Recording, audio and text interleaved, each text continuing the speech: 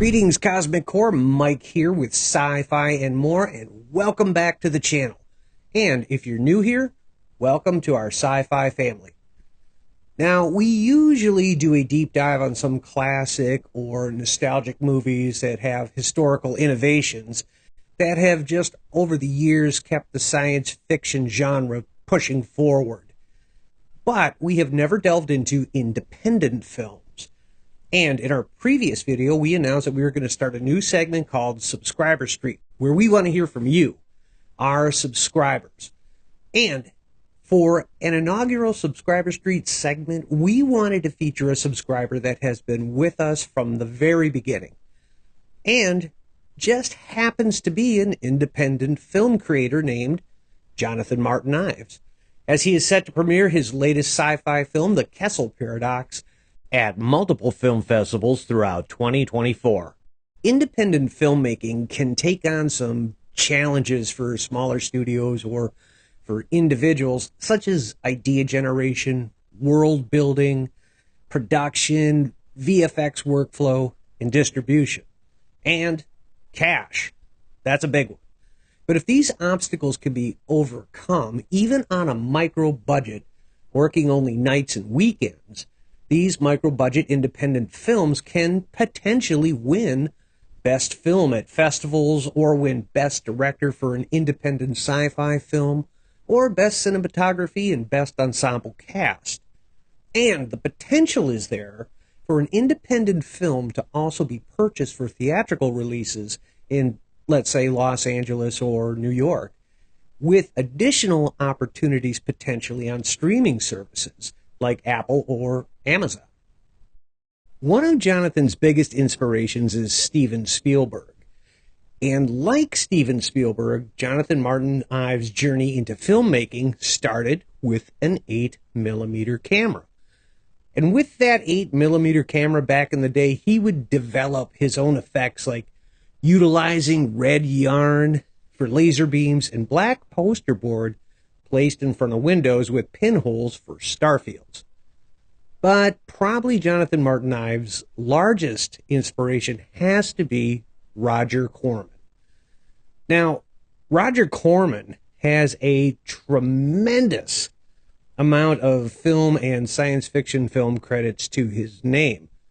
Classics like 1955's The Fast and the Furious, Five Guns West in the same year, also in 1955, The Beast with a Million Eyes, and The Day the World Ended.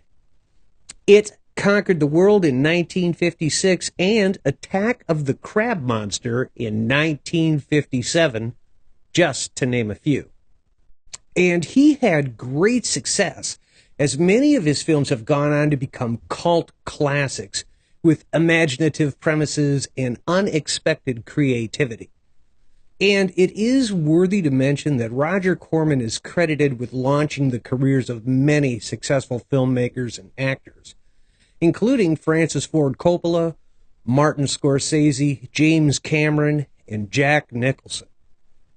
He offered young talent the chance to work on real productions, often giving them significant creative responsibilities early in their careers. I can completely see why Roger Corman would be an inspiration to any filmmaker.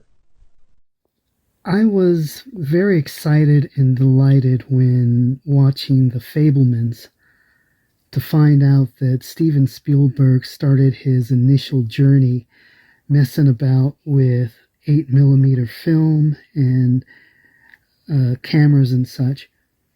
Now, that being said,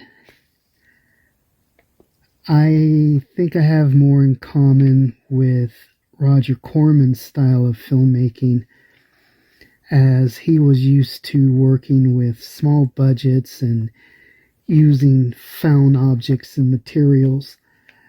One really awesome example of this, and this is one of my favorite stories from Battle Beyond the Stars. A hired hand named James Cameron, yes, that James Cameron, used McDonald's containers to build sets. spaceship interiors, I believe it was. I myself have used everything from garden containers to lamp parts and pot lids to create characters and weapons and such. In 2021, Jonathan Martin-Ives was re-inspired when working on a friend's indie film. As the story goes, the atmosphere of the set and the production just supercharged him and cemented in his mind to pursue his dream and dive into film production, with the goal of not only winning an award at a festival, but also having a project that could be picked up for theatrical release. And being reinvigorated, he had approached his director friend expressing that he had a story idea and asked if the director would help him create it after the director's project was finished. The director said, "If you write a script and get it copyrighted, I will help you." So, with his marching orders in hand, Jonathan researched and wrote a script, got it copyrighted, and presented it to his mentor, who promptly said no. Now, that sounds like it could be a crushing defeat. But one thing I've preached over the years is while yes is the gold medal answer, no is the silver medal. Because no, just like yes, gives you clear direction. And taking that no in hand from his mentor, Jonathan continued to push forward and craft a project utilizing inspiration of the 1950s Roger Corman films, and was able to gather together a cast and crew, and in 2022, his first independent Roger Corman-esque film, The Soul of St. Ives, was born. The Soul of St. Ives is a film that tells the story of Layla St. Ives, whose essence has been stolen by a soul thief and profiteer known as Canal. A rescue operation follows by the war wizard Verena Thrix. After Jonathan Martin-Ives broke into the industry with The Soul of St. Ives, he has since gone on to make over a dozen short films, and in October 2023, he was honored to have another creature from his next project, Zorg, Monster from Outer Space, shown at an independent film festival with him. Although he didn't win in his category, with Zorg loyally standing by his side, he did gain the experience of something he created, garnering a wonderful audience response, which, according to Martin-Ives, was a win for him. As far as independent film festivals go, typically film festivals usually happen annually for the purposes of evaluating new and outstanding motion pictures, and they're typically sponsored by national, local governments, industry, service organizations, experimental film groups, or individual promoters. The festivals provide an opportunity for filmmakers, distributors to meet and discuss current artistic developments within film. At the festivals, distributors can purchase films that they think they can market very successfully. And just a little background on film festivals themselves. The first film festival was held in Venice in 1932.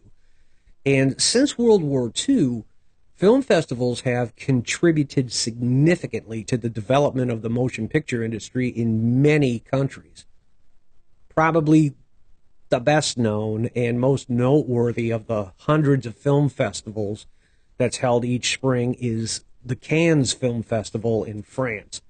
Since 1947, people interested in films have gathered in that small resort town to attend official and unofficial showings of films.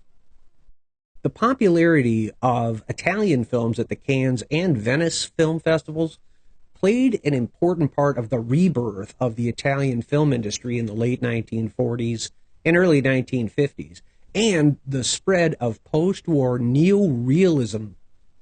In 1951, Kurosawa Akira's Rashomon won the Golden Lion at Venice, focusing attention on Japanese films. And with the annual occurrences of the film festivals, This year, Jonathan Martin-Ives' latest project, The Kessel Paradox, premiered at the Colorado Short Circuit Film Festival, which ran from September 6th through September 8th of this year. Jonathan was kind enough to share the new trailer for his film with us, and we have it here for you. We hope you enjoy this trailer.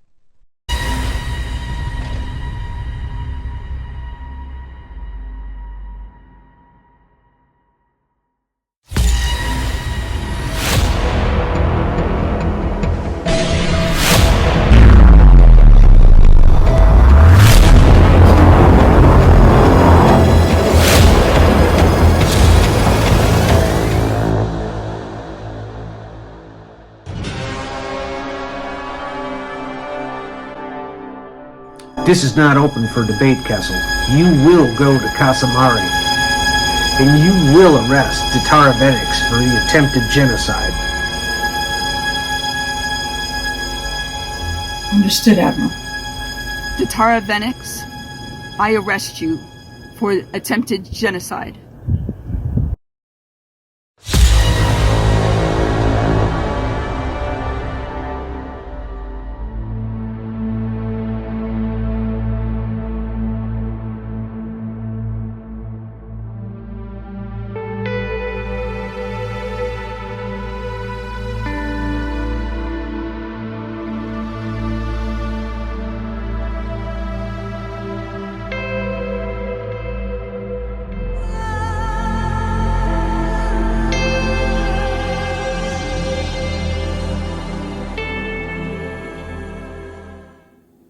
My main focus has been and always will be to entertain folks. I aspire to garner at least a cult following in my filmmaking journey. I have learned a lot since releasing my first film, Soul of St. Ives, and I have a lot of regrets. There have been a lot of challenges. One shining moment in this journey of mine, however, has been to work with a real Hollywood actress, Genevieve Rossi, not once, but twice. And I'm really proud of that. Recently, I was honored to have the host of this channel do a cameo in my movie, The Kessel Paradox, and he did such a great job. And Mike, I really appreciate you, and I hope you all will take a look, and I hope you enjoy it. And on a personal note, I would like to express my thanks to Jonathan. Thank you for allowing me to be part of your film and participate with a cameo appearance. It was really kind of a very, very fun thing for me to do as a sci-fi fan. It was a tremendous honor. Thank you so much. Now I want to see some merchandise out of it. Something along the lines of a 1970s, 1980s metal lunchbox. In addition to the upcoming Kessel Paradox, Jonathan has created multiple films like Zorg Returns and Kalara's Quest, in addition to his premiere film, The Soul of St. Ives.